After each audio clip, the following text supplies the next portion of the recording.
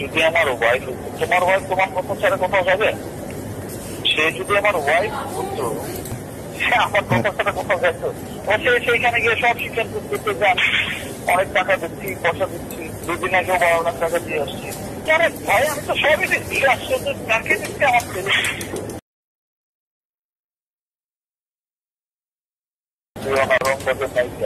আরে ভাই, তোমার চেহারা গঠন দেখছো এখন, তুমি তোমার যে ওয়েট আছে, আমি তাকে বলছি বলে কিন্তু ভাই ঠিক আজকে এতদিন করলো না, আপনি তো প্রথম আলো নিউজ দেখেছে, মাথায় গেছে। আমার ছেলেটাকে আমি এভাবে দেখতে চাই না, কারণ অপুর সাথে তো আমার কিছু নাই।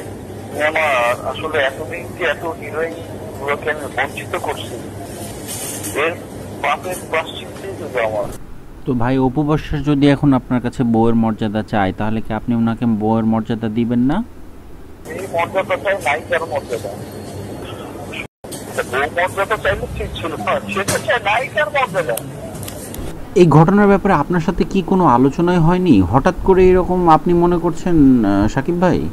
হুট করে কাউকে জানান দেওয়া নাই, ফানান দেওয়া নাই, কিছু নাই, বা আজকে এসে সে লাইভে দাঁড়াবে। এতদিন কি করছে?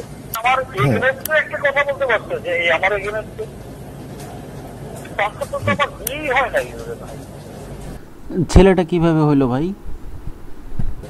একসাথে কাজ করছি হয়েছে, আমি আমার ছেলে অস্বীকার নায়িকা বানানো, আমি কি করে বানাবো এরকম মোটা চরিত্রের একটা মানুষকে?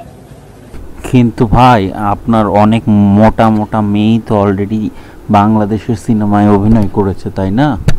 ভাই গো, আমি প্রশ্নের উত্তরটা কি দিব?